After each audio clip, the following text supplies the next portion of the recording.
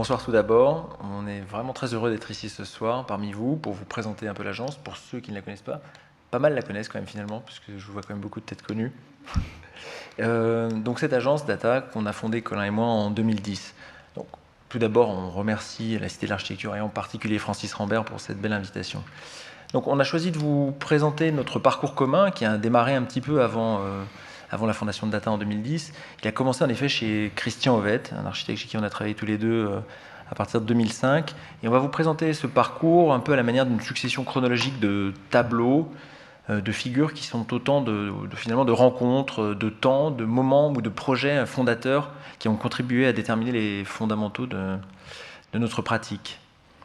Donc, en préambule de toutes ces figures que nous allons vous présenter, on va quand même vous donner quelques informations, quelques données sur l'agence pour ceux qui ne la connaissent pas. Voilà. Donc en première partie, on fait le choix de vous montrer l'agence. C'est un bâtiment qui est assez important pour nous. Tout d'abord parce qu'il nous arrive déjà de construire quelques bâtiments, mais finalement, c'est vraiment le seul bâtiment dans lequel nous sommes les usagers. Ce qui est finalement assez rare.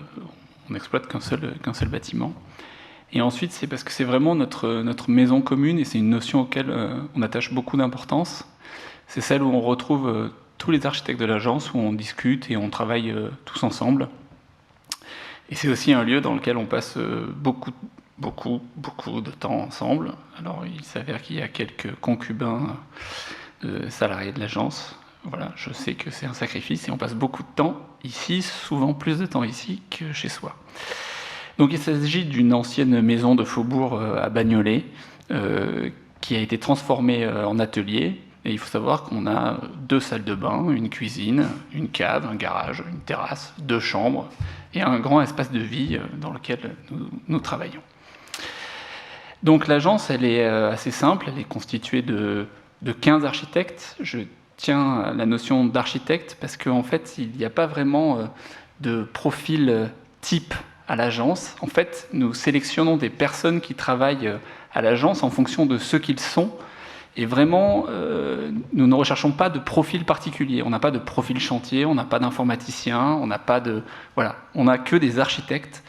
Et l'idée, c'est de toujours sélectionner des gens qui vont intégrer cette notion de collectif et de trouver sa place dans un équilibre. C'est-à-dire, c'est vraiment une personnalité qui va s'intégrer dans une équipe constituée.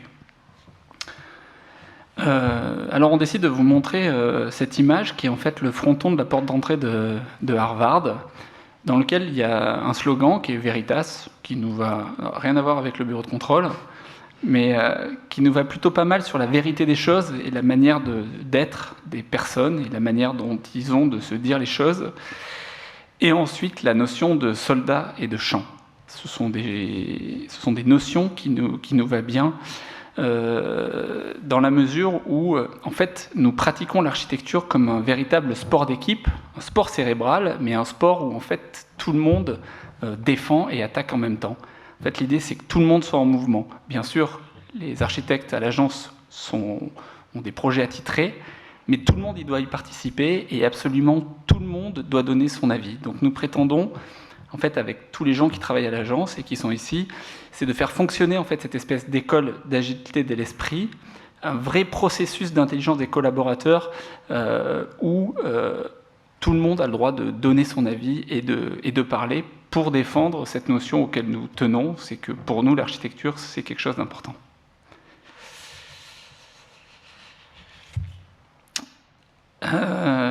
La question de la représentation, c'est une question qui s'est posée assez vite pour nous et qui est, nous semble-t-il être une notion importante dans l'architecture. Et en fait, on a fait ce choix qui est d'utiliser vraiment la maquette comme vecteur d'expression et comme vecteur en fait de représentation des différents projets. Déjà parce que c'est déjà à leur échelle, alors on a différents types de projets à différentes échelles, mais déjà des petites constructions. C'est-à-dire qu'il faut assembler.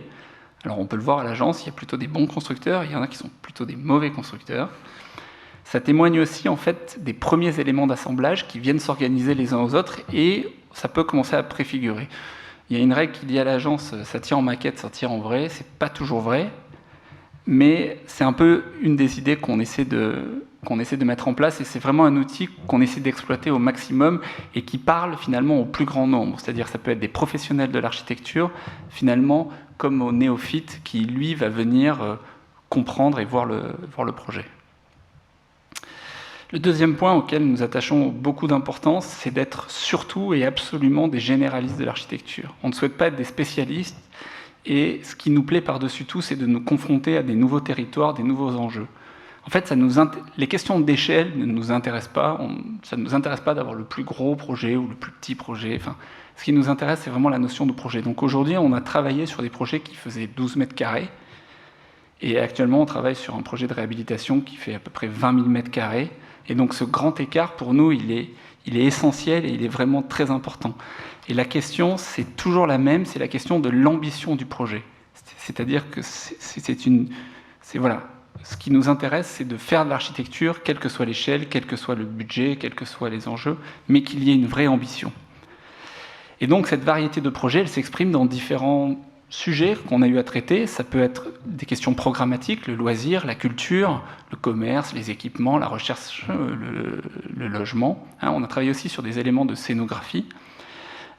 C'est aussi des situations de projet, c'est-à-dire qu'on a travaillé dans des territoires, qu'on va dire des territoires naturels qui pouvaient être sympathiques, comme le casino du lac du Der ou un chai dans le sud de la France. Ça peut être des territoires urbains très denses, comme dans le Marais. Ça peut être des situations urbaines particulières, comme construire sur le périphérique. Ou ça peut être aussi des projets de réhabilitation, c'est-à-dire construire dans un bâtiment, ce qui n'est pas non plus rien. Donc encore une fois, ce sont les situations de projet et l'ambition du projet qui nous a toujours guidés et les personnes en fait qui vont nous accompagner sur ce projet qui nous importent. Pour en terminer avec ce préambule, on a sélectionné quelques citations, quelques slogans qui peuvent peut-être à leur manière donner quelques orientations sur notre pratique. Cette première citation est de Buckminster Fuller. Alors, j'imagine que tout le monde le connaît, architecte, designer, inventeur, futuriste américain, père de plein d'inventions comme le dôme géodésique. Et on a choisi cette situation parce qu'elle évoque pour nous deux dimensions de la pratique de l'architecture dans lesquelles nous croyons et auxquelles nous sommes vraiment fortement attachés. La première, c'est la dimension de recherche appliquée que nous poursuivons dans les projets. À l'agence, on ne travaille pas sur d'un côté des projets théoriques ou de l'autre côté des projets pratiques et plus pragmatiques. Non, tout est entremêlé. Et finalement, toute la recherche que nous développons dans les projets, elle a vocation à être appliquée et à se terminer par une construction. Nous sommes très attachés à ces questions-là. Et effectivement, cette question-là est importante parce qu'on a quand même l'impression d'être dans une société en perpétuelle évolution, en perpétuelle transformation. Le climat évolue, les mobilités également, les manières d'habiter et de travailler. Et pourtant, on a quand même très souvent en face de nous l'impression d'avoir des gens bourrés de certitudes ou de présupposés. Et donc, on pense qu'il faut un peu dépasser toutes ces techniques et les dogmes actuels qu'on tend à nous imposer dans un souci d'économie de moyens et de ressources. Et c'est cette dimension-là de prospective, cette dimension expérimentale de l'architecture qu'on nous cherchons à développer dans les différents projets. La deuxième dimension qui nous intéresse dans cette citation, alors il faut la voir pour y croire, mais c'est une forme de dimension sociale de l'architecture, et en particulier dans la sauvegarde de l'intérêt général et collectif. Alors je vais m'expliquer là-dessus. On constate, en tout cas je pense que c'est un phénomène croissant, qu'il y a une privatisation de plus en plus croissante de la commande, et on en est de parfaits exemples puisqu'on a une majorité de projets que nous développons pour des clients privés. Et il nous semble plus que jamais nécessaire dans ces projets-là de réaffirmer cette dimension sociale et de la défendre.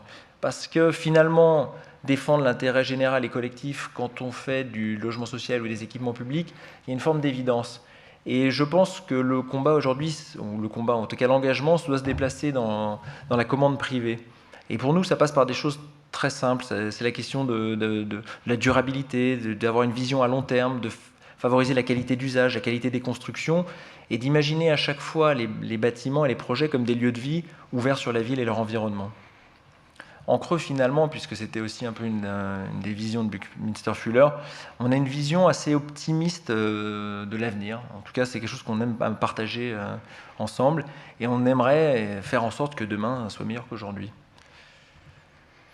Seconde citation, qui est là pour le coup presque plus un slogan, c'est Dieter Rams. Dieter Rams, pour ceux qui ne le connaissent pas, designer industriel allemand, double formation d'architecte et de menuisier, et dont la production est très étroitement liée à la marque Brown, dont il a été directeur de la conception pendant plus de 30 ans. C'est quelqu'un qui appartient à ce qu'on pourrait appeler l'école fonctionnaliste du design industriel. Alors ce slogan, on l'aime beaucoup parce qu'on peut à la fois l'envisager comme une philosophie que nous appliquons dans notre stratégie de recherche et de développement d'agence. En effet, on est beaucoup revenu sur des fantasmes qu'on pouvait avoir au début, d'une grosse agence, de plein de projets, etc. Au contraire, aujourd'hui, on souhaiterait en faire moins, mais mieux. Donc, on est assez proche de cela. Mais cette citation, ce slogan en tout cas, c'est aussi quelque chose qu'on applique au quotidien dans notre manière de concevoir les projets. Voilà, on le comprend comme une forme d'orientation à concevoir des bâtiments simples, mais pas simplistes, et qui font appel à une forme de bon sens sur des éléments fondamentaux. Déclinaison de cette citation de Rams, les 10 principes pour un bon design qu'il avait développé. Je n'irai pas dans le détail de ces 10 principes, mais en revanche, il y a des choses qui nous intéressent. La dimension d'innovation, d'utilité, l'idée de faire des projets compréhensibles, durables, respectueux de l'environnement. Donc nous rentrons dans le vif du sujet, donc ces figures. Alors, pourquoi le terme de figure? Déjà, ça vient du latin figura, qui définit la forme, l'aspect. Ça nous intéressait parce que ce mot contient de multiples sens et de multiples dérivés. On peut à la fois l'utiliser pour qualifier une personnalité marquante, ce qu'on pourrait appeler la figure tutélaire, comme on peut l'associer, si on la prend au sens de la géométrie de la représentation, à la question du dispositif architectural et par extension à la question de la typologie. Et effectivement, ce parcours qui est le nôtre depuis qu'on a commencé à travailler ensemble il y a déjà plus de 10 ans, il est marqué par une succession de rencontres, de projets clés, et qui à chaque fois ont réorienté ou conforté les idées qu'on pouvait avoir de notre pratique-là. Donc ce sont des rencontres importantes avec des figures tutélaires, qui ont eu une influence énorme sur nous et qui ont à chaque fois été des incitations à aller plus loin, à pousser encore plus loin le degré d'exigence de l'agence, et remettre en cause nos certitudes, essayer de dépasser nos limites. Voilà des formes de mentors qui nous ont aidés à nous motiver à faire encore plus d'efforts, à travailler encore plus. Et ce sont aussi les figures construites, c'est-à-dire les projets. Donc ce qu'on vous présentera, ce sont soit des projets construits, soit des projets en cours de construction principalement. Et là, l'idée, c'est que ce sont des moments particuliers de l'agence, soit parce que ça pourrait être la première commande, le premier client, mais aussi des projets qui ont à un moment donné marqué une étape dans l'évolution des idées et des notions que nous travaillons à l'agence. Alors pour illustrer cela, il y a une sorte de document un peu récurrent qui évoluera sur l'ensemble de ces figures-là, et c'est une sorte de paysage, un paysage de fond qui fait appel à ces figures-là et à des idées, des notions, et qui est toujours un petit peu en mouvement, et qui est un peu finalement la manière dont on a construit le monde dans lequel nous vivons, et en tout cas Data. Donc la première figure, en fait, qui est en gros le creuset dans lequel nous sommes nés, c'est Christian Ovett. On a bossé chez lui, on s'est retrouvé chez lui en 2005. On s'est retrouvé, Léo et moi, finalement, assez vite associés sur différents types de projets, allant de construction de logements au concours du Stade Jean Bouin, en passant par tout un tas d'expériences différentes. Et finalement, avec Christian, c'était la première partie, j'allais dire, de notre apprentissage que je dirais post-diplôme, c'est-à-dire finalement l'école nous a façonné un esprit pour concevoir des bâtiments, être architecte, et finalement chez lui on a appris à faire des cas appliqués d'architecture, et ça c'est finalement pour nous très important et fondateur. La première question et la première notion, c'est la question, c'est la question du plan chez lui. C'est vrai que le projet, il faut savoir, c'est toujours un travail assez radical sur des questions qui sont quand même relativement floues. C'est vrai que finalement, il n'existe pas vraiment de projet, mais il existe toujours des projets. Il n'existe pas une réponse, mais il existe des réponses. Finalement, à une question posée, il y a autant de réponses que d'architectes ou d'intervenants. Et face à ce dilemme qui est quand même compliqué pour nous architectes, on n'est pas des mathématiciens, il n'y a donc pas cette réponse, Christian avait un exercice qui était de nous apprendre à composer. Et donc, je parle de l'espace, même si je sais qu'il détestait cette notion, c'était d'abord pour lui l'organisation d'un vide par la juxtaposition et l'assemblage d'éléments. C'est-à-dire que dans un vide, on mettait des poteaux, on mettait des murs, on mettait des escaliers, on mettait des ascenseurs, et tout cela constituait une atmosphère ou un milieu qui définissait un espace, mais je ne vais pas prendre ce mot parce qu'il le détestait, mais qui définissait un environnement ou une atmosphère. Et donc c'est chez lui qu'on a eu les premiers apprentissages de l'écriture, et j'allais dire la différence avec l'école, c'est-à-dire l'architecture appliquée, puisque de toute façon, dans ces projets-là, ensuite, il fallait les construire. Et donc c'était cette réalité-là qu'il mettait en place. Et donc c'est une phrase qu'on aime bien et qui lui va bien. Je pense que c'était une citation qu'il disait souvent, c'est « Je prétends pratiquer l'architecture comme un jeu de langage ». Donc un jeu de langage, ça veut dire des figures de style, des figures de composition. Et cette notion de figure de style, figure de composition, ces assemblages, il donne à deux notions qui étaient très importantes pour lui, qui étaient la poésie et la musique.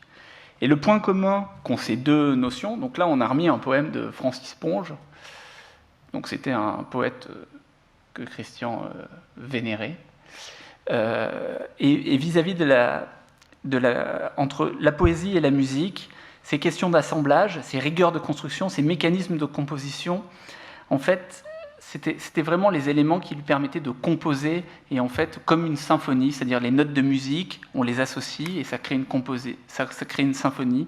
Dans un poème, on associe différents mots, et ça crée un poème. Et ça, c'était vraiment quelque chose qui l'intéressait, qui nous a porté, qui nous a appris. Et donc, pour nous, c'était vraiment la notion du professeur. Le professeur, c'était avant tout, ce qu'il a cherché à enlever, c'était nos 20 ans d'éducation et de nous sortir de cette position. On a toujours été placé depuis notre tendre enfance au centre du processus. Quand je dis au centre du processus, ça veut dire au centre du monde. Et à atténuer cette certitude dangereuse qui était la question de l'affect sur le projet. Finalement, il fallait absolument limiter notre réception que nous avons de parler de soi, alors même si ce soir c'est le cas, de sa démarche plus ou moins rectiligne et d'enlever tous ces affects pour ne se concentrer uniquement sur un point qui était essentiel, c'était le projet.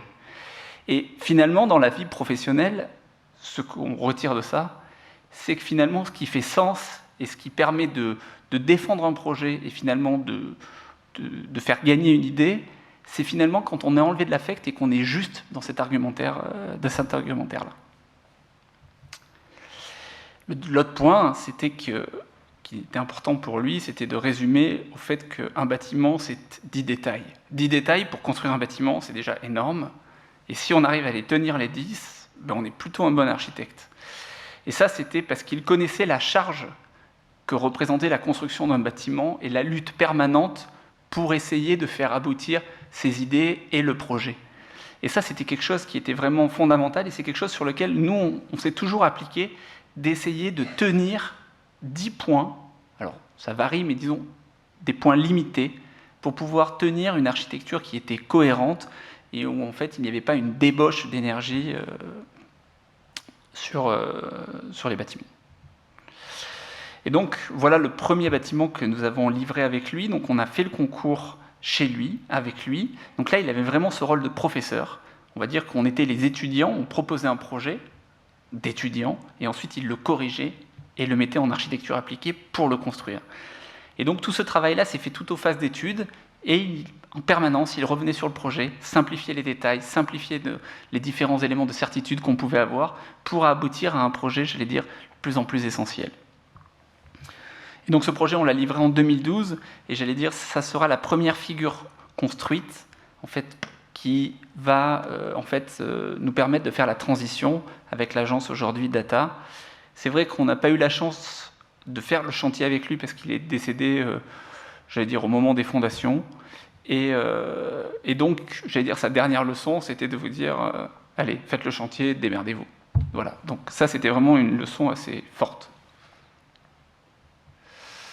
Donc voilà le premier territoire Christian Ovett, qui intègre la géométrie, le plan, l'assemblage, l'exigence, il est extrêmement exigeant, et la composition. Donc ça, c'est le premier champ qui a été pour nous important. Alors, seconde figure, ce qui est d'ailleurs notre première commande, issue d'un concours, À l'origine du projet, il s'agit d'un concours pour la construction et l'exploitation d'un casino de jeux lancé par la ville de Moron-les-Bains, qui est une petite ville thermale à côté de Saint-Étienne dans la Loire. Et le principe de ces compétitions, c'est qu'en fait, il s'agit d'une délégation de service public. Les jeux d'argent, en effet, en France, sont un monopole d'État, les jeux de hasard également. Et donc, ils mettent en concurrence des groupements comprenant opérateurs de casinos et architectes concepteurs. Donc on a la chance d'être contacté par le groupe JOA, qui est un groupe qui développe et qui exploite des casinos en France, et qui nous propose de répondre avec lui sur cet appel d'offres. À ce moment-là, ils sont en pleine transformation de leur groupe. Ils ont une volonté assez tenace de changer l'image des gens sur le monde des casinos. Et en gros, finalement, on arrive à un moment extrêmement propice où ils sont complètement ouverts et disponibles pour des nouvelles propositions. Donc très tôt, on s'installe bien sûr en tant que concepteur, donc on est le moteur finalement sur ce changement d'image et donc sur notamment l'aspect des constructions, mais également on est force de proposition et on s'associe très très tôt avec eux sur toute la dimension de programmation du bâtiment. Donc on a la chance en plus de gagner le concours, donc finalement ça donne une forme de réalité à toute cette démarche-là où on est très en amont du projet et où on le construit au fur et à mesure avec le client. Ce qui est très très différent du concours public où on peut vite être rattaché à on a gagné sur une image, sur quelques principes et qu'on se doit ensuite de développer et de construire. Donc là, le terrain, c'est un grand pré en sortie de ville, le long d'une route départementale. C'est un peu une forme de fin de ville, à côté de laquelle ont été construites une résidence pour personnes âgées, ce qui sera très pratique pour eux, j'imagine, mais aussi une chaufferie bois, et on a une sorte de territoire assez mal défini, et en tout cas, on a une sorte de grand pré, et voilà, le paysage est très horizontal, puisqu'il s'agit du paysage de la plaine du Forez. On imagine assez rapidement pouvoir l'utiliser, l'étendue du terrain, de manière assez libre et s'installer de manière à construire une nouvelle figure dans le paysage. Donc ici, le choix que nous faisons, c'est d'associer dans un même dispositif, un dispositif en plan pour le coup, deux figures. Celle de la halle flexible, générique, capable, facilement modulable et évolutive, et celle du pavillon thématique spécialisé qui doit répondre à un certain nombre de fonctions dédiées. En effet, un casino, c'est une sorte de gros complexe de loisirs avec une diversité de programmes très très grande. Et donc pour cela, en fonction des éléments de programmatique sur lesquels nous avons travaillé avec le groupe, on met rapidement en scène et on réorganise totalement les éléments de programmation en grandes familles. Et à chacune de ces grandes familles, finalement, on attribue un volume, un bloc, qui sera une forme de construction et dans laquelle on assemble et on compose les blocs dans le terrain. Ce sont des volumes très simples, de forme rectangulaire, avec pour unique nature de variation, quelquefois un petit peu la hauteur en fonction des fonctions, et la nature de la strate basse, qu'on voit ici représentée par des poteaux, et dont la nature du vitrage varie. C'est un bâtiment très horizontal qui prend possession du terrain et très largement ouvert sur l'extérieur, ce qui était quand même un gros changement de paradigme pour le monde des jeux. Il est organisé un peu selon le principe du plan libre. Voilà. On a un principe structurel unique, très répétitif, et on dispose ces blocs entre eux pour bénéficier des différentes orientations, des vues, et ils sont reliés par ces antres qui sont finalement les espaces structurants de distribution et de parcours pour les clients. En fait, on a entre ces différents blocs des grandes failles vitrées qui servent de fil rouge et de guide pour se déplacer entre les différents blocs thématisés.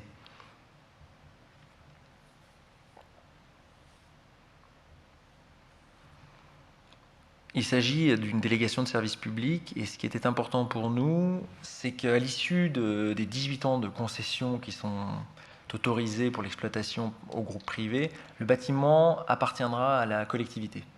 Tout l'investissement de la construction a été porté par le groupe privé, mais au bout des 18 ans, il appartiendra à la commune. On a donc essayé d'imaginer le devenir possible et une réversibilité un petit peu des fonctions. C'est pour ça que les blocs les plus grands, qui ont les emprises les plus importantes, sont percés par des patios de manière à amener un maximum de lumière naturelle au cœur des dispositifs et de permettre un jour d'imaginer une possible mutation, une réversibilité des fonctions et non pas d'avoir des sortes de grandes caisses opaques dont on ne saura plus faire grand-chose si ce n'est une piste de karting ou je ne sais quoi.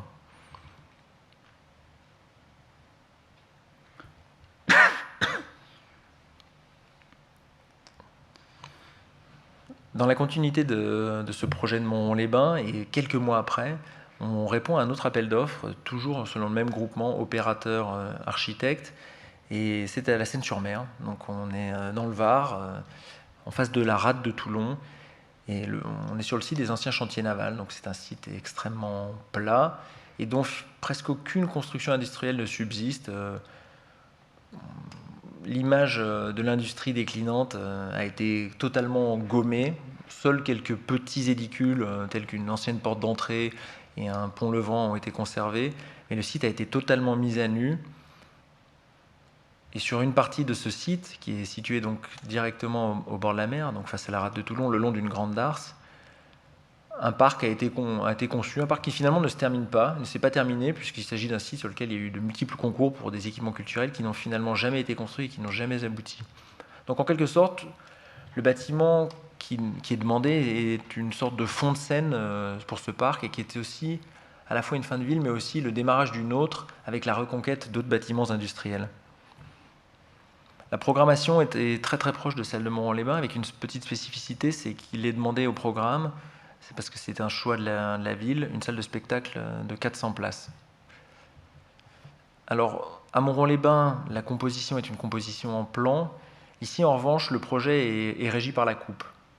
Et cela pour plusieurs raisons. La taille du terrain, relativement réduite, la nature complexe du sol, sur laquelle je reviendrai un petit peu plus tard, mais aussi la possibilité d'un panorama absolument extraordinaire sur la rade. Et ça nous amène à ça, ainsi que l'installation finalement de cette sorte de gros bloc dur constitué par la salle de spectacle, ça nous amène à imaginer un dispositif en coupe dans lequel on a une sorte de très grande plateforme qui fait environ 106 mètres de long et dans laquelle seront logées une majorité des fonctions accessibles au public. Dans la partie avant, on aura toutes les salles de jeu, les bars, etc. Et dans la partie arrière, sur 2 niveaux, on aura l'espace de stationnement. Au cœur du dispositif, toujours cette grande salle de béton, ce gros bloc de béton qui contient la salle de spectacle. Donc je reviens sur le sol, puisque c'est un élément important de composition et de conception du projet. Le sol est très mauvais, il est pollué, il est composé de remblais divers et est traversé par d'énormes tirants qui servent à maintenir les darses quand elles sont mises à sec. Et finalement, tout cela nous impose de ne pas creuser. On ne peut pas avoir ni de sous-sol, ni de stationnement enterré, ni rien du tout. Et de plus, sur la quasi-intégralité du terrain, il y a une grosse dalle en béton qui fait plus d'1 mètre d'épaisseur et qui servait pour les ponts roulants des chantiers navals. Donc finalement, ce qui s'avère au début être une contrainte majeure, puisque on avait au début envisagé de détruire cette dalle, ce qui était extrêmement ouvrageux, et ensuite nous imposait d'aller traiter toutes les terres polluées aux métaux lourds qui étaient en dessous. Finalement, on décide de retourner la problématique et de cette contrainte d'en faire plutôt une opportunité d'optimisation et de simplification du projet. On décide de la garder et de, en quelque sorte, poser le bâtiment dessus. Seules les fondations spéciales et quelques longrines couperont ponctuellement cette grosse dalle. Et finalement, ça nous permet de conserver une isolation parfaite vis-à-vis des terres polluées, la dalle existante nous servant de confinement. Donc ce que je disais tout à l'heure sur le fait qu'on est une sorte de fond de scène, un bâtiment très horizontal qu'on a voulu volontairement bas alors qu'on pouvait monter pas mal en hauteur, et d'où émerge finalement juste une partie de cette grande plateforme métallique qui fait 106 mètres de long, et une partie qui est posée sur le toit et qui comprend les restaurants du projet. Donc ici, on est dans une imbrication, une superposition des programmes articulés autour de ce gros noyau de la salle de spectacle. Au rez-de-chaussée, nous avons des bureaux, tous les espaces un petit peu administratifs du casino, le hall et un espace d'exposition. Là, on le voit, on est le long du mur de la grande salle de spectacle. Voilà, qui là n'est pas du tout en configuration salle de spectacle, mais pour un banquet. Dans la plateforme que nous voyons ici face à la rade, nous avons tous les espaces de jeu et qui sont situés en proue et qui ont une vue sur la rade, voilà, qui s'allument la nuit. Donc on a une forme de réversibilité de la façade entre le jour et la nuit. Et sur le toit, enfin, ce petit volume qui est posé sur le noyau de la salle de spectacle et qui comprend les restaurants avec une vue panoramique sur tout le long d'un côté et sa rade, et de l'autre côté sur la Seine-sur-Mer.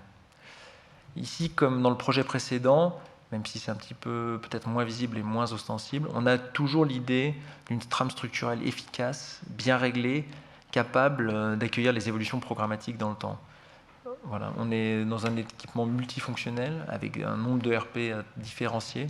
Il faut pouvoir à tout moment imaginer que les fonctions évoluent, qu'on vont conquérir d'autres espaces, au contraire se rétracter. Et il faut que la structure du bâtiment soit capable d'accepter toutes ces évolutions. Et ensuite, de la même manière, à l'issue de la délégation de service public, ce bâtiment appartiendra à la ville. Donc il faut aussi imaginer peut-être qu'un jour, il aura un destin autre que celui d'être un établissement de jeux et de loisirs.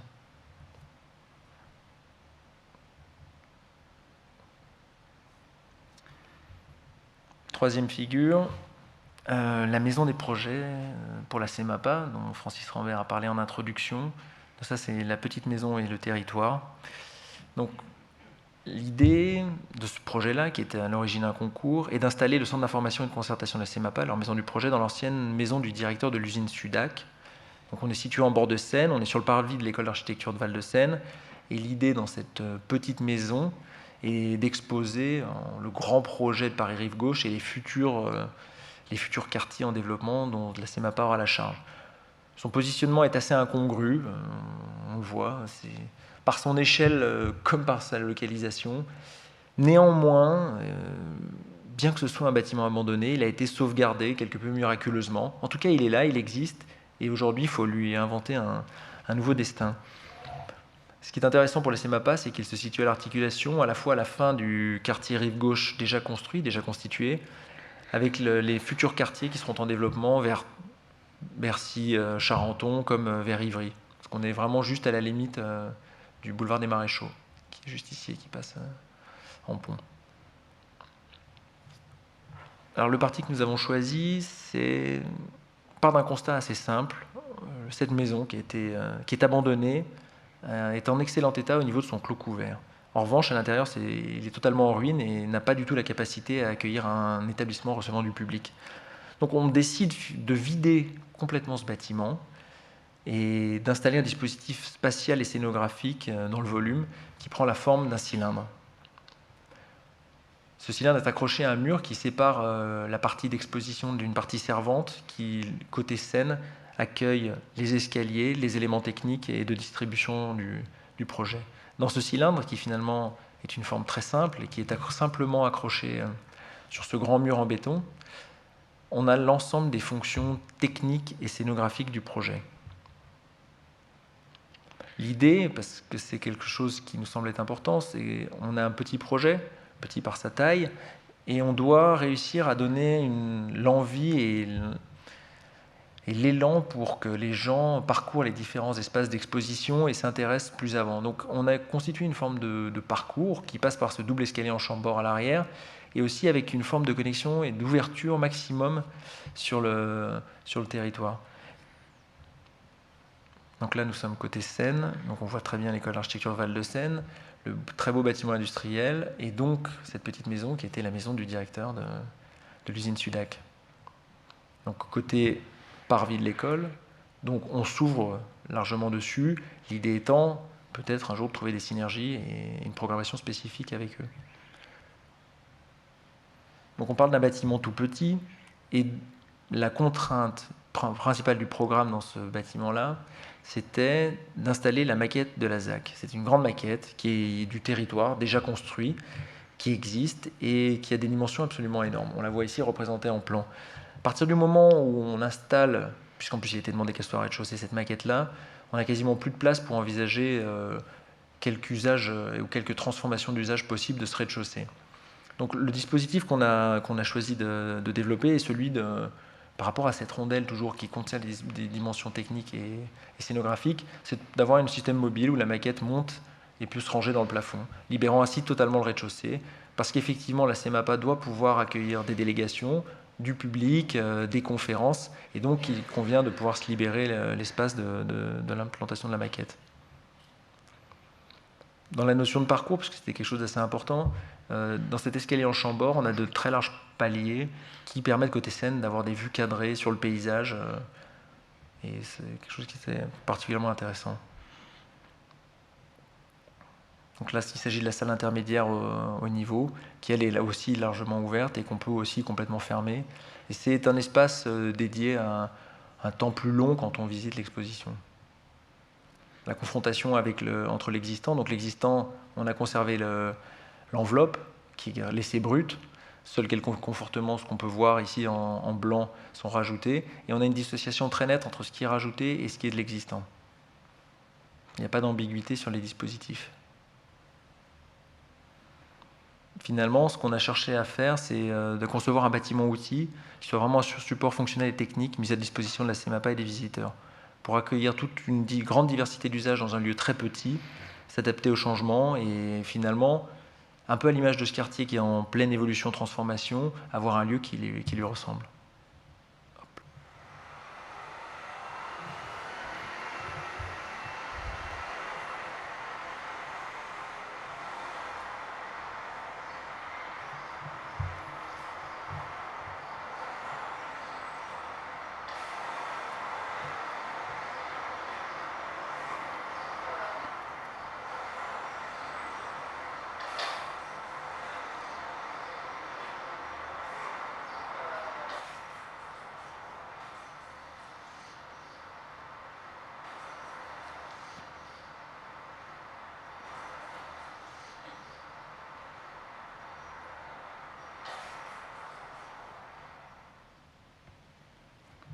Dispositif très simple, mais très efficace.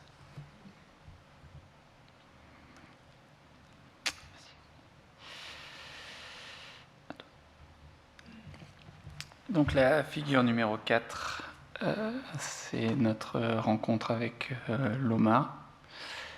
C'est un élément et un événement assez important pour nous. Je pense très clairement, enfin nous pensons très clairement que si déjà nous sommes là ici ce soir, c'est parce qu'on les a rencontrés. Parce qu'ils ont permis beaucoup de choses et qu'on a eu l'occasion de travailler sur un projet emblématique qui va être la Fondation des Galeries Lafayette qui va ouvrir très bientôt. Alors, on nous pose souvent la question de notre rencontre avec OMA. On a décidé de l'appeler l'affaire du stylo. C'est une vraie histoire. Et c'est l'histoire qu'il faudra conter. Il s'agit d'un bureau d'études avec qui nous avons travaillé, un bureau d'études structure avec qui nous avons travaillé notamment sur la construction des logements étudiants avec Christian Auvette, Zach de Rungis à Paris, le premier logement qu'on vous a montré.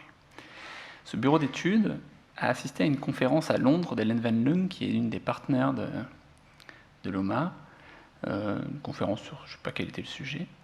Et donc, suite à cette conférence, cet ingénieur structure, qui est quelqu'un de très affable, décide d'aller discuter avec Hélène de choses et d'autres, et de se présenter. Et au gré de la conversation, ils décident d'échanger leurs coordonnées. Il n'a bien entendu pas sa carte de visite, et échangent leurs coordonnées sur un bout de papier en utilisant un stylo qu'Hélène Van Loon embarque à Rotterdam.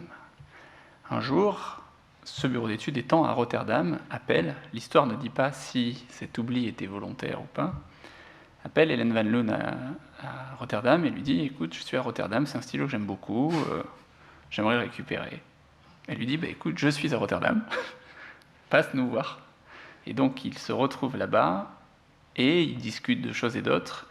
Et là, elle lui parle d'un projet qui est la Fondation des Galeries Lafayette. Et une nouvelle fois, au détour d'une conversation, elle lui dit « Est-ce que tu connaîtrais de jeunes agences, une jeune agence d'architecture en France avec qui on pourrait travailler ?» Et là, il cite notre nom. Voilà comment c'est passé. Le lendemain de sa rencontre, enfin, en sortir de la réunion, il nous appelle en nous disant « Voilà, j'ai donné votre nom. » Et le lendemain, on a un appel de OMA, c'était un vendredi, qui nous dit « Voilà, on aimerait vous rencontrer lundi matin à 9h pour une interview. » Donc la pression maximale. On choisit 3 projets, bien entendu en se disant qu'est-ce qu'on choisit, ils vont toujours trouver ça naze.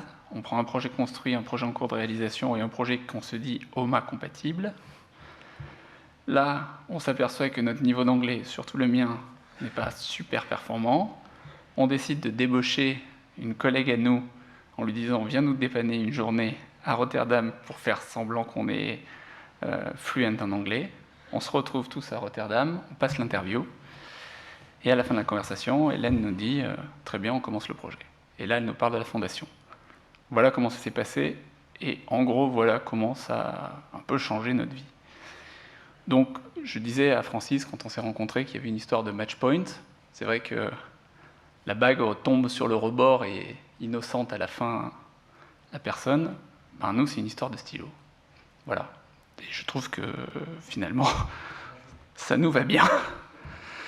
Non, mais il faut savoir aussi, de temps en temps, profiter de ces opportunités quand la pièce tombe du bon côté. Elle ne tombe pas tous les jours du bon côté. Et donc, nous voilà embarqués sur l'histoire de la fondation des Galeries Lafayette. C'est un projet très étonnant, déjà par le choix que la fondation des Galeries Lafayette, le groupe Galeries Lafayette et City Neuve ont fait de retenir Rem Koolhaas pour un projet dans le Marais. C'est un projet qui est situé rue du Plâtre, dans le Marais, dans un secteur sauvegardé, principalement une réhabilitation. Un projet d'une taille très modeste, quand je dis modeste, c'est 2500 m² environ, et de faire le choix de Oma sur cette opération-là, c'est vrai que c'était assez surprenant. Néanmoins, sur la première partie de ce projet, on est tout de suite impressionné par la manière qu'ils ont d'aborder la question, et notamment sur le fait qu'ils font très vite une espèce d'inventaire, une espèce de recherche de tous les éléments culturels qui est à proximité de la fondation. Cette photo est assez symptomatique. Le bâtiment est là, c'est celui-ci. Et derrière, on voit au loin le centre Pompidou, qui doit être, je ne sais pas, premier, 2 ou 3e musée d'art contemporain au monde. Il y a tout autour un tas de galeries. Et donc, les discussions s'engagent avec les Galeries Lafayette et la Fondation pour aboutir à l'idée que finalement, ils ne vont pas faire un musée, au sens propre du terme, mais qu'ils vont faire un lieu d'accueil et de résidence pour les artistes qui vont venir produire et fabriquer des œuvres in situ. Et c'est en ça que le projet a été, à mon sens, complètement changé. Et nous, ce qui nous a profondément bougé, c'est de s'apercevoir que la question du programme, elle a été essentielle et moteur dans la constitution et dans la construction même du projet. Il fallait faire un atelier dans lequel les artistes pourraient ensuite diffuser les œuvres. Donc la manière dont la question a été posée imposait une réponse particulière. Donc c'est la question des contextes. Donc nous sommes à proximité du BHV, dans un site assez contraint, même très contraint. C'est un bâtiment très simple. C'est un bâtiment qui a une forme de U, constitué d'un corps de bâtiment principal avec 2 ailes. Sur la maquette, il manque un bout d'aile. Et dont l'intervention principale est de venir rajouter cette structure métallique qui sera en fait de grands planchers mobiles qui vont se déplacer et qui vont permettre aux artistes en fait, de venir reconfigurer les espaces à leur gré en fonction des œuvres d'art. L'OMA avait fait la remarque assez pertinente, c'est que l'art contemporain déjà est multiple dans ses formes, mais aussi il se regarde de manière multiple, on regarde par-dessus, par-dessous, sur le côté, voilà, c'est pas forcément frontal. Et donc ce grand dispositif curatorial installé au milieu serait la seule figure construite contemporaine dans ce projet-là. Alors c'est vrai qu'on se dit, pour le premier projet de Rem Koolhaas construit à Paris, 120 m², c'est pas énorme. Mais ça sera... Voilà. Et donc le projet, il est tout simple, c'est on rajoute une structure, chaque poteau fait à peu près 20 mètres de haut, Édouard, hein, dans lequel on va venir installer les planchers mobiles, et ensuite il s'agit, en fait, voilà, c'est cette structure métallique qui va être installée à l'intérieur du bâtiment. Il existe 49 possibilités, 49 configurations possibles. Alors, quand je dis 49, ce sont 49 configurations que nous avons négociées au permis de construire et qui sont acceptées, c'est-à-dire que le bâtiment peut fonctionner selon ces 49 possibilités. Ensuite, on peut régler le bâtiment différemment, mais ça nécessitera des autorisations particulières. Et donc voilà le dispositif en coupe très simple. Donc ces planchers mobiles se déplacent à l'intérieur, ils peuvent se diviser en 2, réorganiser les espaces, et ils peuvent bien entendu descendre complètement pour faire un énorme atrium et être en balcon au niveau de ces espaces. Donc voilà une vue, j'allais dire, un petit peu perspective de ce que pourrait être et de ce que pourrait donner cet atrium.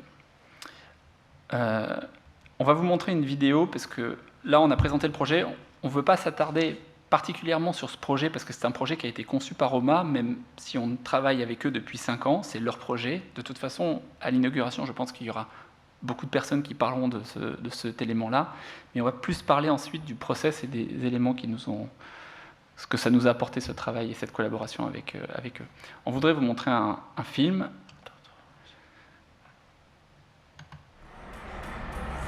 C'est peut-être un peu fort.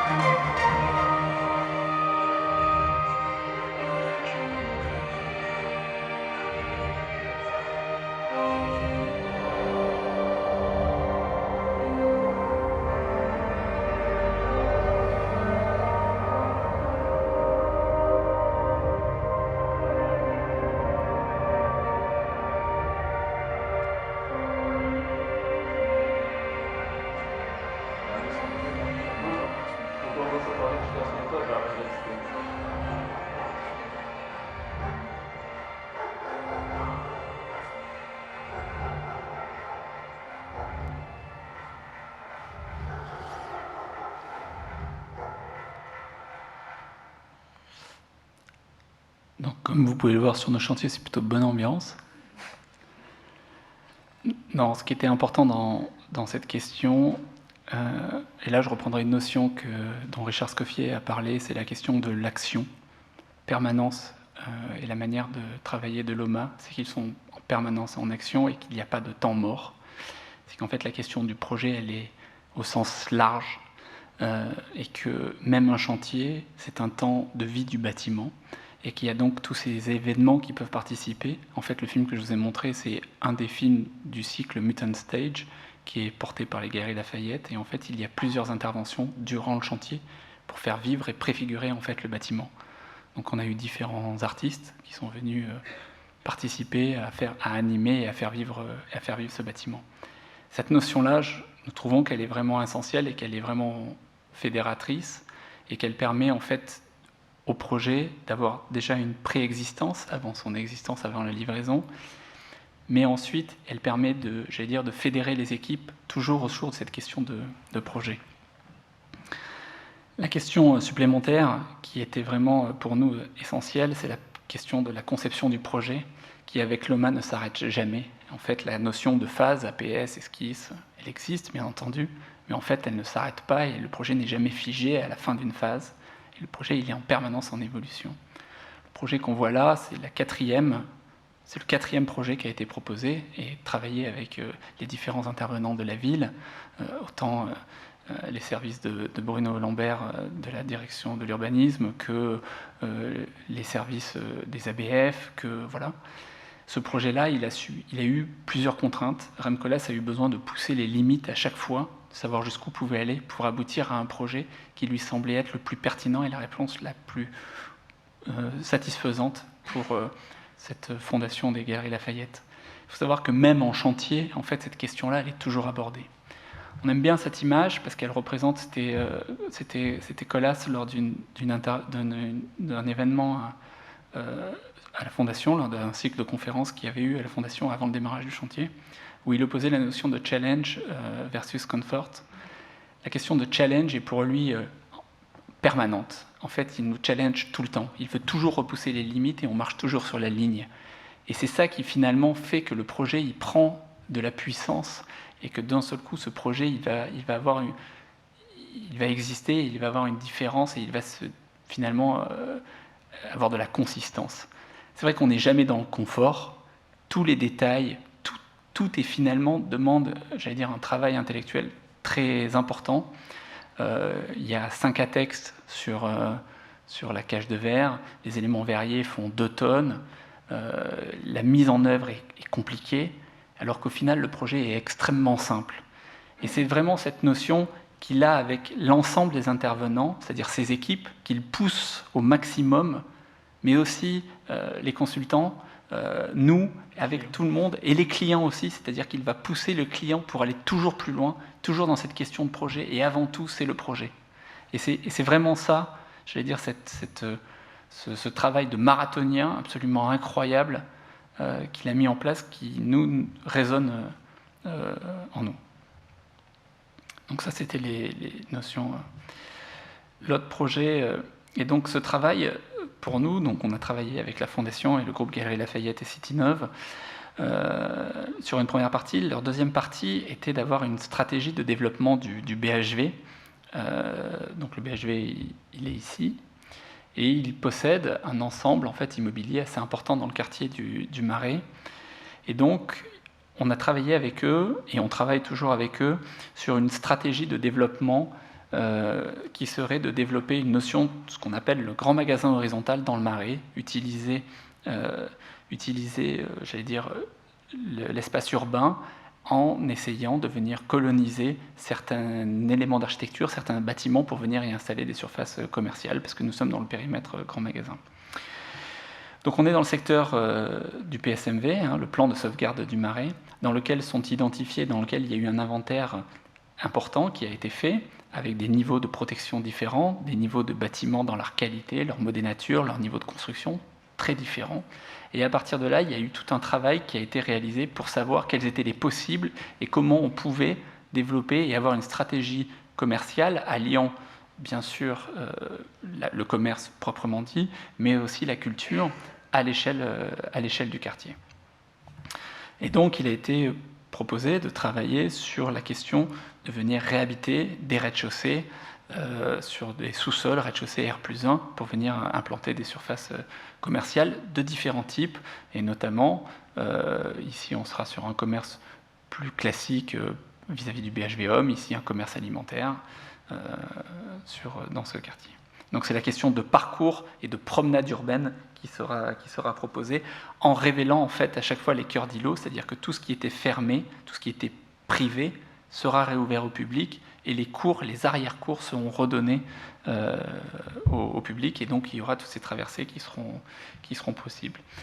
Et nous, principalement, nous, Data Architects, on travaille sur cet ensemble-là, qui est l'îlot 37 Sainte-Croix de la Bretonnerie.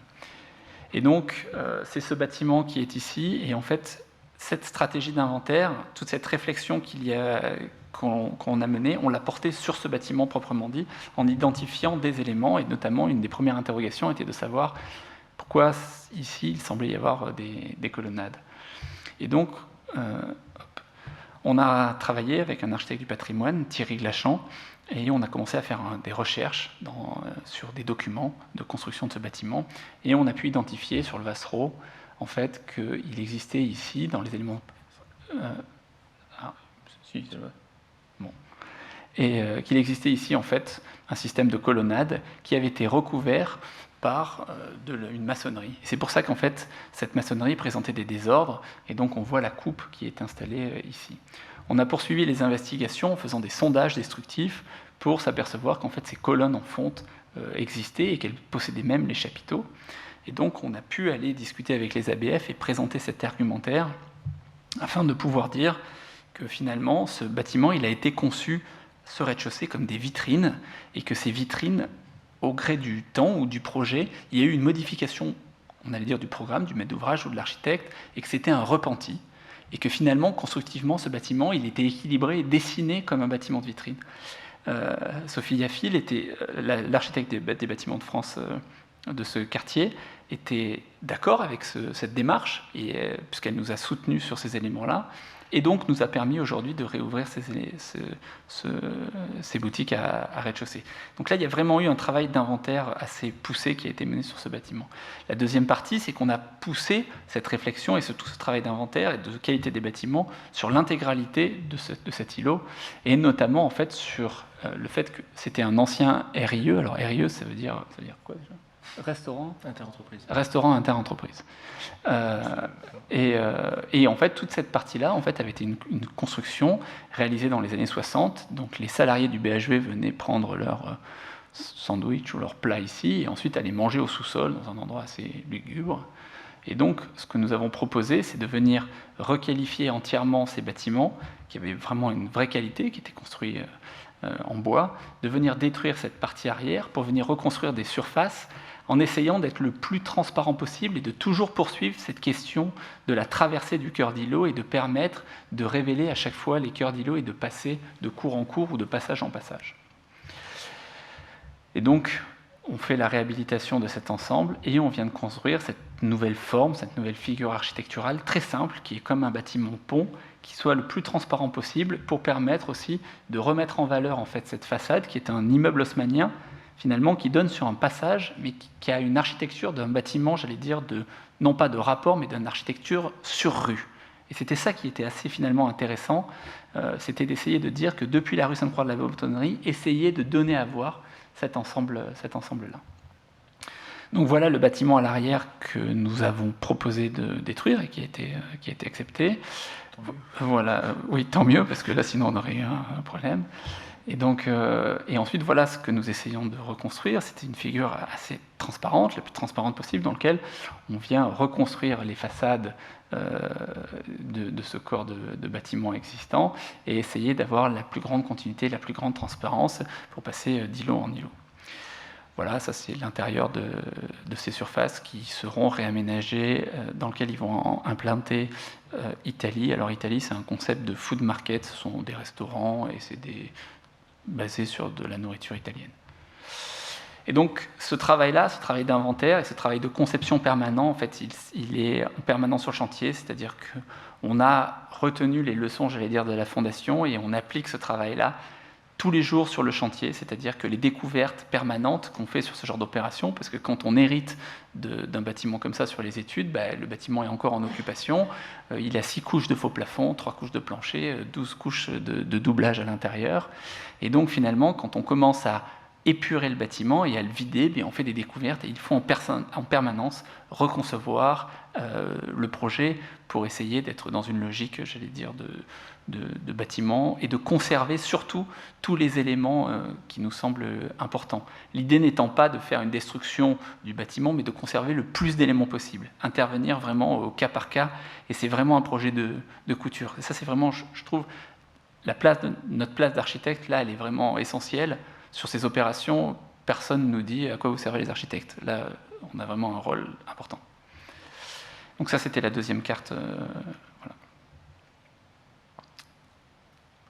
Vas-y. Dans la continuité de ces opérations de transformation et d'intervention dans de l'existant qui sont menées dans le Marais, 2 projets qui sont pour l'un en cours de chantier et l'autre en cours d'étude à l'agence et qui illustrent pour nous ce champ très vaste de la transformation des constructions et d'intervenir dans l'existant. Le premier, c'est un projet de bureaux qui seront transformés en bureaux. C'est dans le quartier de la Gare de Lyon, c'est pour Gessina comme maître d'ouvrage, et c'est une opération que nous menons en association avec l'agence DTACC. Alors ici, il s'agit de la restructuration lourde d'une tour de bureau, d'une tour IGH des années 60. Alors, on est dans le quartier de la Gare de Lyon, sur un plan masse de Jean Dubuisson, datant des années 60, très caractéristique de l'urbanisme sur Dalle. C'est un quartier à dominante tertiaire, où, comme dans cette maquette un petit peu conceptuelle que l'on voit en haut, il y avait une idée de séparation très nette des différents flux, la partie que nous voyons rouge ou orangée étant l'idée de la constitution d'un niveau de référence piéton qui serait posé au-dessus du socle, contenant, lui, des fonctions beaucoup plus techniques ou logistiques. Donc là, ici, il s'agit de repenser finalement un bâtiment dans son rapport à la ville, dans la notion du pied, de son accroche au sol, et tout en gardant quand même, puisque c'était une intention initiale, même si elle a été un petit peu trahie et dévergondée, l'idée d'avoir effectivement des objets de tour posés sur un socle de hauteur constante, et quand même avec une ligne de démarcation assez nette et une dissociation entre la ligne du socle et la ligne des objets tours posés par-dessus. Donc on a fait un travail d'inventaire assez exhaustif, dont voici une partie, sur la manière dont ont été transformés certains socles, et sur certains qui au contraire sont restés dans leur état d'origine, et les règles de composition qu'il y avait pu avoir. En effet, il y a eu plusieurs architectes qui sont intervenus dessus, et donc finalement, au gré des différentes transformations et des différents projets, ce qui nous a paru finalement le plus important, c'était plutôt de l'idée de conserver cette hauteur de différenciation entre les objets et les socles. Donc finalement, 3 axes de programmation, puisqu'il s'agit d'inventer des nouveaux usages, de valoriser un ensemble immobilier. Les pieds du bâtiment, les pieds, j'entends une partie des infrastructures, le rez-de-chaussée et les premiers niveaux contenus dans le socle. Là, il s'agit de complètement réinventer, réouvrir le socle, ouvrir les façades, introduire des activités accessibles au public, installer un business center, une cafétéria. Pour le corps principal, là, on est vraiment dans quelque chose de nettement plus classique et une forme d'optimisation et d'efficacité recherchée du noyau et des plateaux de bureaux. Et enfin, la tête, le chef du projet, le couvre-chef, c'est le 17e étage qui, à l'origine, est un volume complètement plein qui contenait les locaux techniques et qui, demain, sera transformé en bureau et en skybar avec différentes terrasses et différents types de programmation. Ce qui était intéressant là-dedans, c'est d'imaginer finalement une refonte totale des principes de ce bâtiment-là. C'est-à-dire on avait ici un socle technique et une toiture technique. Finalement, tout s'inverse demain. Le socle devient au contraire hyperactif, ouvert sur la ville, transparent, accessible au public. Et c'est la même chose pour la toiture. Le corps de bâtiment principal restant bien sûr à destination de bureau. Voilà, on voit la dissociation des différents éléments et leur superposition. Donc il s'agit de cette tour-là. Ça, c'est l'état existant. Enfin, c'était l'état existant. C'était parce qu'effectivement, on est déjà en chantier. Et voilà, demain, on réouvre largement et on retrouve une forme d'écriture un petit peu différente où on sort d'une écriture qui est très Gare de Lyon, mais qui continue d'ailleurs et qui se perpétue à travers d'autres projets qui sont aujourd'hui en cours de chantier. On est quand même toujours dans une écriture un peu de mur rideau et de confrontation de mur rideau et de réflexion. Et au contraire, on a choisi de travailler une architecture assez ordonnancée, pas nappée par un mur rideau, et avec de la profondeur, de l'épaisseur et de la matière. Et donc, ce qu'on voit ici, une très large réouverture du socle. Second projet qui est un peu dans la même veine, il s'agit du site de la RATP à côté de la place d'Italie, où en fait il y a toute une partie des postes de maintenance pour la ligne 6 du métro. Et là, il s'agit de transformer un bâtiment de bureau en un bâtiment de logement, plus des activités. Donc finalement d'accueillir dans cet immeuble de bureau des années 60 une cinquantaine de logements et des locaux d'activité pour la RATP et Logitransport. Donc ce qui était intéressant, c'est que finalement on a un bâtiment de bureau, mais dont les principes structurels sont assez nets, assez simples. On a une trame structurelle d'un entraxe d'environ 5 mètres qui nous permet assez facilement d'envisager une transformation et notamment en logement. Donc finalement on s'appuie sur l'existant, on modifie au minimum la structure. La seule chose, l'intervention la plus lourde consiste à en recréer des cages verticales plus efficaces et plus rationnelles. Voilà, c'est ce qu'on voit. Et puisqu'il s'agit quand même souvent, quand on travaille sur l'existant, d'un enjeu majeur qui permet aussi quelquefois la faisabilité économique des projets, il y a toujours l'idée de valorisation et de trouver de la surface, de la qualité d'usage, de la qualité d'habiter. Et dans le cadre de ce projet, ça se matérialise de deux manières. D'une part, par une extension de 2 niveaux en superstructure, et d'autre part, par un épaississement de la façade du côté du site industriel, avec la création d'une épaisseur qui fait environ 1,50 m, 2 m, et qui permettra d'accueillir les cuisines des logements situés de ce côté-là, ainsi que des jardins d'hiver. Donc voilà le bâtiment existant, là où il en est aujourd'hui. Donc on a une déclivité assez forte entre cette partie-là et le côté site industriel que vous verrez sur la coupe un peu plus loin. Et donc demain, on recrée 2 niveaux en superstructure et on épaissit la façade du côté du site industriel. Et au rez-de-chaussée, et dans la partie socle, on accueillera les futures activités de la RATP, parce qu'on a une forme de déclivité assez forte entre les deux parties-là.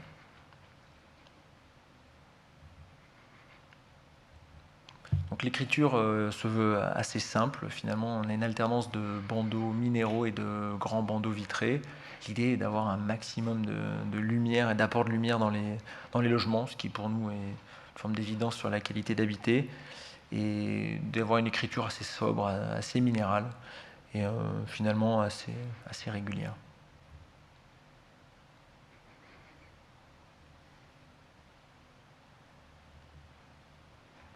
Alors, je ne sais pas si ça parlera à tout le monde. Non, c'est vrai. Johan Cruyff. Johan Cruyff. Non, mais c'est juste que, en fait, c'est pas. En fait, on aime bien cette phrase parce que jouer au football, c'est très simple, c'est vrai, mais jouer simple au football, c'est la chose la plus difficile qui existe.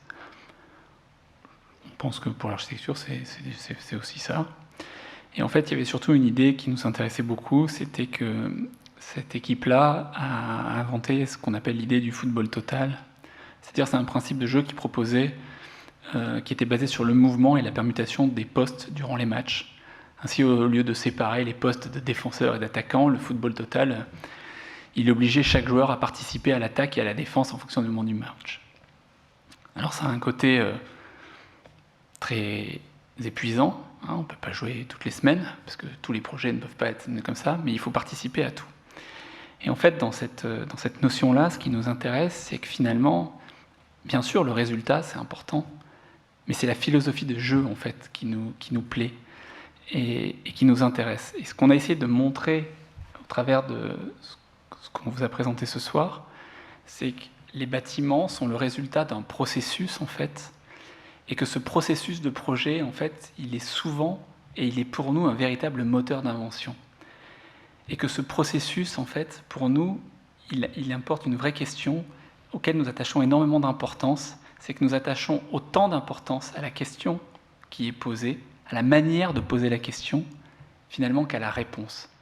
Et que la manière de donner une réponse, finalement, tout ce chemin parcouru, il est pour nous extrêmement fédérateur et force de proposition. Et en fait, nous nous positionnons volontiers en fait, comme des orchestrateurs, vraiment des négociateurs permettant de faire accoucher des idées, de faire en sorte que les gens, et là quand je dis les gens, c'est pas un discours à la Mélenchon, c'est l'ensemble des intervenants du projet, allant du maître d'ouvrage à la ville, à tous les intervenants, aux futurs usagers, qui apprennent des idées finalement des uns et des autres, et des situations de projet. Et l'idée étant d'être toujours en action, donc ça c'est un peu l'idée de Rem Koolhaas, afin d'essayer de faire émerger toujours la réponse qui soit, pour nous, parce qu'à un moment donné il faut faire un choix, la plus pertinente face à un contexte de projet et à un temps, à un moment donné. Voilà, ça c'est quelque chose qui nous importe. Ça c'était pour la partie un peu philosophique et pour finalement les objectifs qu'on essaye de se donner au niveau de l'agence quand on est en phase de conception, mais jusqu'à la fin... jusqu'à l'inauguration, c'est un peu cette idée de bâtiment essentiel. C'est quelque chose dont on avait longtemps discuté avec Christian Ovette, notamment, quand il disait un bâtiment, c'est 10 détails. Il y a toujours une forme de réduction, des champs, une réduction et de concentration un petit peu des efforts et de la matière. Et ça, c'est quelque chose qui nous intéresse beaucoup, parce qu'on a, et puis c'est un peu la manière dont on conçoit les bâtiments, la conception, c'est un peu une forme de réduction perpétuelle pour nous du projet, assez fondamentaux, et on essaye d'éviter toute forme de superflu. Donc ça, c'est quelque chose qui nous semble intéressant et qu'on essaie d'articuler plutôt sur des choses simples, efficaces, capables. Et c'est aussi cette notion et cette vision des bâtiments durables qu'on pourrait essayer de donner. Et en tout cas, c'est comme ça nous qu'on le conçoit. C'est que c'est pas quelque chose pour nous de technique ou normatif, ça ne nous intéresse pas beaucoup, tout ça, mais c'est plutôt une forme de préoccupation et de recherche liée à l'évolutivité et à la capacité de transformation des bâtiments. Et c'est doublement intéressant quand aujourd'hui on est aussi confronté à la transformation de bâtiments déjà construits par d'autres et qu'on doit imaginer une forme de transformation des usages. Et donc Donc pour nous, c'est vraiment fondateur. Et cette forme de durabilité, c'est aussi une forme de bon sens sur des questions comme la lumière, l'air, le soleil. Et ça doit se transcrire par une simplicité des choix techniques et pour nous, une forme d'ouverture sur la ville et l'environnement. Je voudrais juste apporter un point. Tout à l'heure, on a fait une répétition et en fait, je viens de m'apercevoir que dans la répartition des figures que nous sommes fait entre Léo et moi, je m'aperçois en fait qu'il s'est occupé des figures construites, c'est-à-dire les figures pragmatiques, les assemblages, la manière de faire et tout ça. Et naturellement, je me suis occupé des figures, on va dire, tutélaires, c'est-à-dire les persos, le processus et tout ce qui nous a façonnés. Et en fait, finalement, dans cette répartition des choix, je m'aperçois que l'agence, elle est comme ça. Et qu'on a une espèce de monstre à 2 têtes, dans lequel... C'est surtout moi le monstre. Voilà. Moi, je suis le sociopathe qui ne s'intéresse pas à l'humain. Non, mais dans lequel il y aurait cette espèce de double, à chaque fois, de double dialogue, qui est forcément difficile pour les gens qui travaillent à l'agence, parce qu'on a rarement le même avis. Monter cette conférence, ça a été un enfer. Et au final, il faut arriver et il faut aboutir. Voilà. Et donc je pense que finalement, dans une espèce de douleur et dans cette espèce de challenge à chaque fois que nous mettons, c'est ce qui nous permet de faire les projets. Ce qui finalement nous accorde, c'est l'action. Voilà. Voilà. Merci. Merci.